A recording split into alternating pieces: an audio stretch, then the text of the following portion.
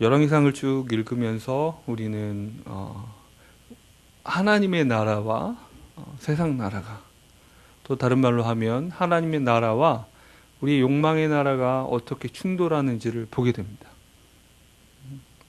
특별히 솔로몬은 그 와중에서 상징적인 존재입니다. 처음에는 하나님을 신실하게 섬기는 하나님 나라의 통치를 잘 보여주는 왕으로서, 그리고 그 말년에는 전혀 하나님과 상관없이 자신의 욕망으로 자기 나라를 세워가는, 어느새 모든 열정과 정성을 다해서 하나님의 성전을 세우고, 그리고 그 성전에서 손을 들고 정말 하나님, 정말 이곳을 바라봐 주십시오, 이렇게 간절히 기도하던, 그리고 그 기도에 하나님께서 그 기도를 아름답게 여기시고 응답하시던 그 사람이 어디 갔냐 싶게, 그가 그 하나님 나라를 자기 왕국 삼아서 탈취해서 반역자의 삶을 사는 것이 솔로몬의 말년입니다. 그래서 솔로몬은 다윗과 같은 하나님을 섬기는, 하나님 앞에 신실한 왕의 모습을 절반쯤 보여주고, 그리고 나머지 절반은 이후에 지속적으로 반복될 이스라엘과 유다의 왕들이 하나님을 배반하고 하나님과 전혀 상관없이 자기 왕국을 세워가는 그 두 모습 다를 보여주는 그런 사람입니다. 솔로몬이 보여주는 그 하나님 나라의 통치와 욕망의 독재, 특별히 솔로몬이 말년에 범죄해서 하나님께서 2번씩이나 경고했다고 하시죠. 그런데 듣지 않았습니다. 돌이키지 못하는 솔로몬을 향한 징계의 예언이 있었고, 그리고 또 그의 왕국을 위협하는 대적들을 하나님은 세워가십니다. 에돔 사람 하닷과 수리아 왕 르손을 세우셔서, 여러분 이걸 보셔야 됩니다. 어느 순간 우리는 기도할 때, 하나님께서 내게 주신 영역이 아닙니까? 하나님께서 맡겨주신 거 아닙니까? 하나님께서 이렇게 책임지셔야죠, 잘 해주셔야죠, 도와주셔야죠. 그런데 어느 순간 잊어버립니다. 내가 중간에 그 왕국을 탈취했다는 것. 그리고 이전에 하나님 앞에 그렇게 하나님께서 내게 맡겨주신 이 영역을 잘 관리하고 책임질 수 있게 되게 지혜도 주시고 자원도 주시고 공급해 주십시오라고 하던 그 기도가 어느 순간에는 내 왕국을 지켜내시오라는 그 요구로 변질될 수 있다는 사실을 우리는 끊임없이 생각해야 됩니다. 같은 기도였는데요.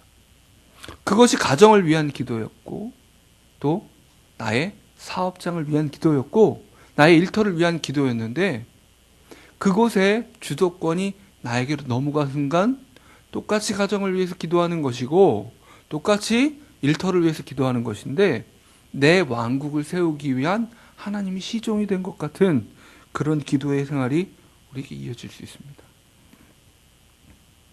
그런 때에 하나님께서는 그 솔로몬의 왕국을 위협하는 이 사람들을 세우시는 것처럼 우리의 왕국을 무너뜨리시기 위해서 일하십니다. 선지자 아이야를 통해서 여로보암을 세워서 나라를 주겠다는 약속을 하십니다. 그런데 회개하는 대신에 솔로몬은 여로보암을 죽이고자, 암살하고자 시도합니다. 끝까지 자기 왕국을 지키고자 몸부림을 치는 거죠. 하나님께서 여로보암에게 약속을 주셨는데, 그 이후에 솔로몬의 삶은 그냥 다 기록돼 있지 않냐, 이런 식이에요. 그렇죠? 더 이상 기록할 가치가 없어진 인생입니다. 더 이상 성경에 여러분 보셨잖아요. 다윗이 그 말년에 어떻게 그의 왕권이 솔로몬에게 넘어가기까지 그 과정들을 세세히 기록하고 있는 그 모든 상황. 그런데 어떻게 그 아들 르호보암에게 왕권이 넘어갔는지, 이런 과정들, 후계자 선택, 이런 과정들이 다 생략돼 있고, 그냥 솔로몬 죽었어. 그리고 그 기록은 다 그냥 알만한 기록에 있으니까 알아서 참고하도록, 이런 느낌이에요. 기록할 가치가 없는 것 같습니다. 특별히 오늘 본문에서는 솔로몬 왕국 말년에 대한 당대 평가가 나옵니다. 백성들이 우르르 떼로 몰려가서 이제 그 아들 르호보암에게 얘기하죠. 당신은 어떻게 할 겁니까? 온 무리가 나와서 이야기합니다. 4절 말씀 읽어보겠습니다. 시작. 왕의 아버지가 우리의 멍에를 무겁게 하였으나 왕은 이제 왕의 아버지가 우리에게 시킨 고약과 매운 무거운 멍에를 가볍게 하소서. 그리하시면 우리가 왕을 섬기겠나이다. 왕과 새로운 왕의 왕권이 확립되기 전에 왕과 뭔가 거래를 하고 싶은 거예요. 당신이 이런 왕이 되어줬으면 좋겠다라는 의견을 얘기하자. 사흘만 있다가 오라라고 얘기합니다. 그런데 솔로몬 왕국에 대한 백성들의 평가는 하나님의 선한 통치가 아니었습니다. 여러분 잘 보아야 합니다. 잘 보아야 합니다. 우리에게 맡겨진 영역들이 있어요. 그것이 가정이든 직장이든 혹은 뭐 부서에서 어떤 위치든 간에 그게 있어요. 그러면 우리는 귀를 기울여야 합니다. 그냥 나는 내 나름대로 최선을 다했어 이러지 마시고 정말 내가 청지기로서 어떤 책임을 맡은 그 역할을 할 때 과연 그것에 대해서 다른 사람들은 어떻게 생각하는지.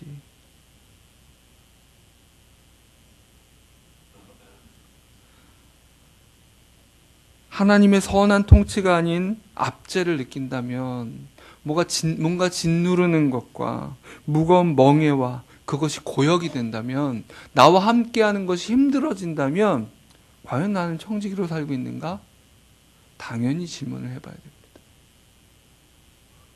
부모는 항상 자녀에게 할 말이 있습니다. 야, 내가 너를 위해서 얼마나 희생한 줄 알아? 내가 얼마나 참고 사는지 알아? 내가 얼마나 내가 해준 게 얼만데 라고 말할 것이 많습니다. 그런데 정말로 그럴까요? 정말로 그럴까요? 그것이 정말 자녀를 위한 걸까요? 나 때문에 자녀의 입에 한숨이 있진 않습니까? 뭔가 말은 못하는데 답답함이 있진 않나요?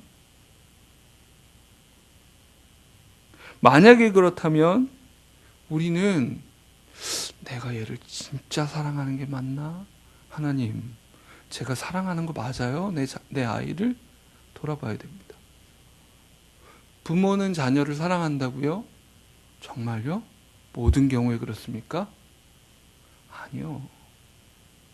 가짜 사랑인 경우가 많아요. 부모가 가짜 사랑을 진짜라고 스스로 믿고 노력하고 애쓸수록 애들은 더 힘들어집니다.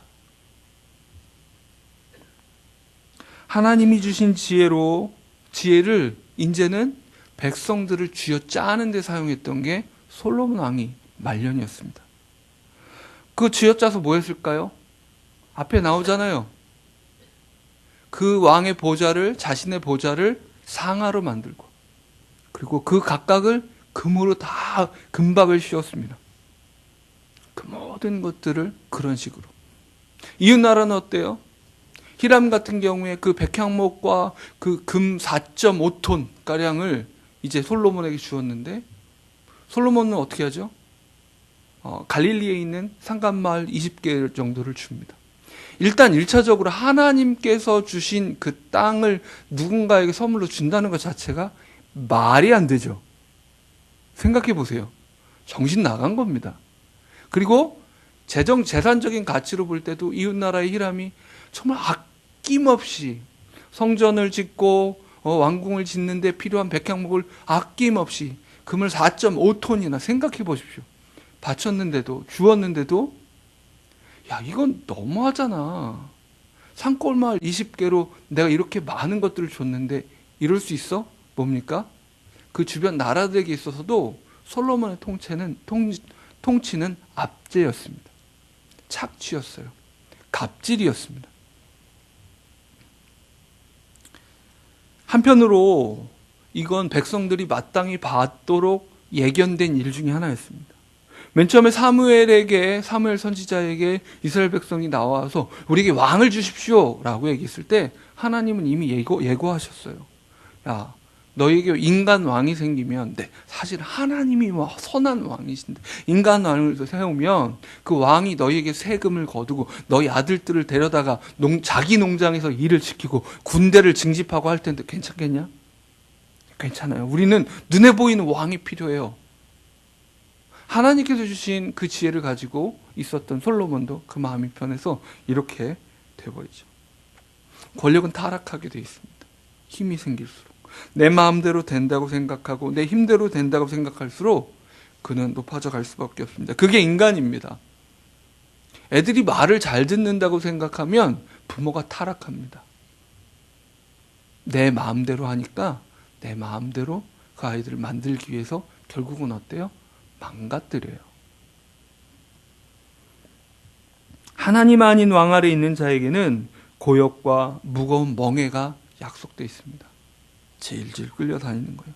너무 지치고 지쳤기 때문에 새로운 왕에게, 르호보암에게 당신은 어떻게 할 거냐고. 얼마나 절박했으면 이렇게 했겠습니까? 르호보암은 이제 어떻게 다스릴 것인가. 르호보암이 듣고 보고 자란 게 있었어요. 솔로몬이 가졌던 그 수많은 지혜가 아니라 그가 누렸던 안락함을 본 거예요. 그거 포기하고 싶겠습니까? 그 왕자를 포기하고 싶겠어요? 여러분, 내가 한마디 딱 하면 다들 말을 착착착착 들어요. 직장에서 상사로서, 보스로서, 혹은 엄마로서, 아빠로서, 남편으로서 내가 말을 하면 다들 착착착착 들어요. 그거 포기하고 싶습니까? 얼마나 좋은데요. 얼마나 좋은데요. 그 편안함을 포기하고 싶겠습니까? 이제 그 왕권을 놓고 권력을 놓고 르호보암 왕과 신임 왕과 젊은 왕과 백성들의 권력 다툼이 시작됐어요. 백성들은 우리의 짐을 가볍게 해주시오. 르호보암은 나는 내 이익을 포기할 수 없다.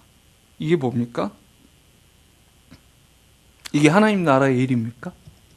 하나님 나라는 이런 식으로 이루어지나요? 아니요. 더 이상 지금 보이는 이스라엘의 이 권력 투쟁은 하나님 나라와 아무 상관이 없어요. 백성들도 자기 편하자고 하는 거고 르호보암도 자기 편하자고 하는 거예요. 여러분, 그런데 이런 일이 가정에서도 일어나고 교회에서도 일어날 수 있고 어디서나 일어납니다. 직장에서는 각 부서마다 이 일을 내가 안 맡겠다고, 이 일은 너네 부서 일이라고, 이 권한은 우리 부서 권한이라고 끊임없는 일을 떠넘기기가 있습니다. 직장에서만입니까? 가정에서도. 지금 기억이 나요. 큰애 낳고 나서 이제 서로 육아 노하우도 없고 하니까 애가 울면 또 첫째가 예민했어요. 주요. 누워있으면 울면 가만히 깼어요. 둘 다 깼어. 분명히 서로 알아. 기다려요. 뭐예요? 떠넘기기. 이 끊임없이 나의 편안함을 위해서 움직이는 거예요. 나의 편안함을. 부모와 자식들은 어때요? 여러분, 애들은 계속 변해요. 어떻게든 변해요. 그러면 부모가 어떻게 해야 돼요? 같이 변해줘야죠. 그런데 3살짜리는 변하는 게 자동으로 되지만 30대, 40대 부모는 자동으로 변해집니까? 편하게 살고 싶으니까 안 변합니다. 누가 힘이 셉니까? 부모가 세죠. 누가 맞춰야 됩니까? 자식이 맞춰야죠. 사실 맞추는 게 아니라 맞고 윽박지르고, 그렇죠? 그렇게 독재가 시작됩니다. 하나님 나라입니까? 가정 천국이라고요? 말만 그렇게 하면 됩니까? 원로들은 솔로몬에게 조언합니다. 백성들을 섬기십시오. 예, 맞습니다. 하나님 나라는 큰 자가 작은 자를 섬기는 거예요. 여러분, 시어머니가 며느리 눈치를 봐야 됩니다. 곰곰이 생각하세요. 시어머니고 며느리인데 관계가 있는데 시어머니는 나는 며느리한테 잘해준다고 얘기해요. 근데 며느리는 어때요? 너무 힘들어요. 그럼 어떤 경우에 며느리가 편할 가능성이 있는지 아십니까? 어떤 할머니가 친구를 만나서 난 요즘 며느리 눈치 보느라고 너무 힘들어.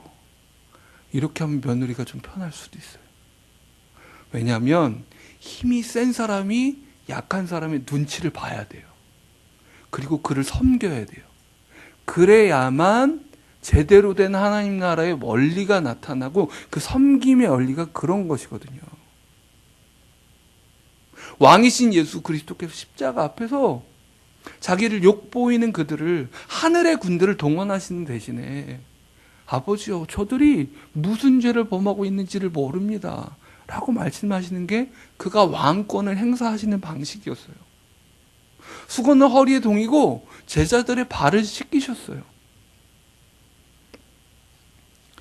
베드로에게 너는 나를 배반할 거야 라고 말씀하시면서 예수님은 끝까지 제자들을 사랑하셨어요. 마지막 숨을 내쉬는 순간까지 자기 백성들을 죄에서 건지시기 위한 그 모든 말씀의 예언들 하나하나를 충족하시기 위해서 움직이셨어요. 그리고 모든 힘을 쥐어짜서 그것을 하신 뒤에 다 이루었다 하시고 숨을 거두셨어요.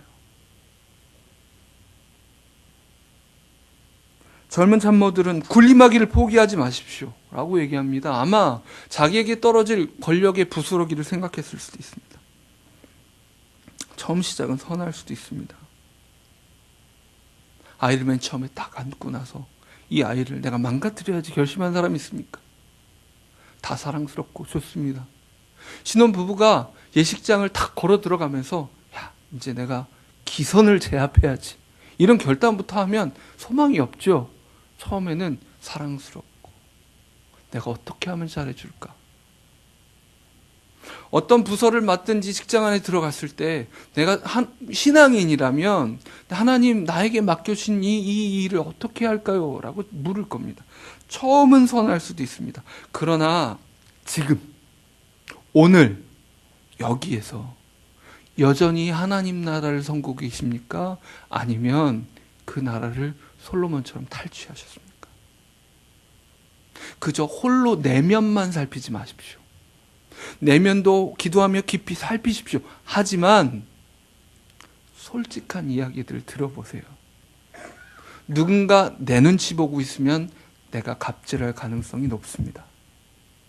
내가 그의 눈치를 힘겹게 보고 있으면 섬기기 위해 애쓸 가능성이 생기고, 눈치 본다고 해서 다 섬기는 건 또 아닌 것 같아요. 그죠? 그건 신중하게 생각하시고요. 부모의 돌봄인가 사랑인가, 아니면 욕망의 독재인가, 그를 통해 내 만족을 얻고 싶은 마음, 혹은 자녀의 독재 아래 있는 쩔쩔매는 부모, 부모와 자녀 간의 동물의 왕국 같은 이런 가정, 하나님 나라와 상관없는, 마찬가지로 부부 관계에서도 또 내 영향을 받는 교회에서도, 교회 목장 식구들이나 혹은 부서에서도, 직장 부하 직원들에게도 우리가 오늘 이렇게 기도했으면 좋겠습니다. 섬기는 자로의 부르심을 회복하게 해주십시오. 그리스도의 왕권을 우리가 왕노릇하는 것은 섬김으로 왕노릇합니다.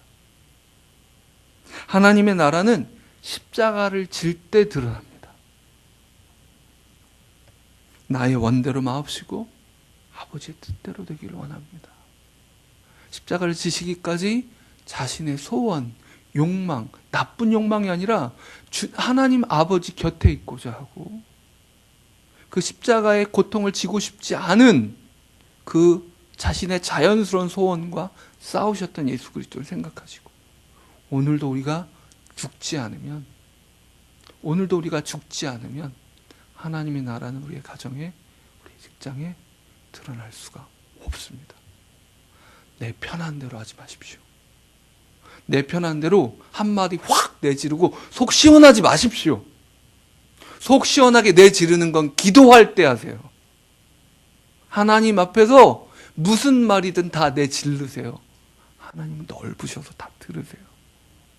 다 걸러 들으세요. 감사하게. 누군가한테 내가 원하는 말을 다 지르지 마세요. 내가 왕이 된 증거일지 모르겠습니다. 우리 함께 기도하시겠습니다.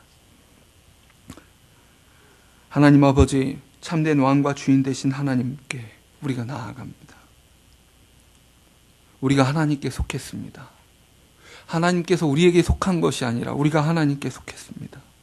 주님, 이제 솔로몬과 같이 왕자를 탈취하는 이 반역을 우리가 저지르지 않기를 소원합니다. 아니, 이 반역한 인생들이 다시 왕 되신 하나님께 그 왕자를 돌려드리길 원합니다. 이제 우리의 왕 되신 예수 그리스도께서 걸어가신 그 길을, 십자가를 지는 그 길을, 누군가의 발을 씻기는 그 길을, 누군가의 짐을 대신 짊어지는 그 길을, 억울함과 연약함을 감당하는 그 길을 함께 살아갈 수 있도록 도와주시옵소서. 그리하여 우리의 가정이, 우리의 직장이, 우리의 이웃들이 예수 그리스도의 통치를 맛보게 하여 주옵소서. 예수 그리스도의 이름으로 기도합나이다. 아멘. 하늘에 계신 우리 아버지여,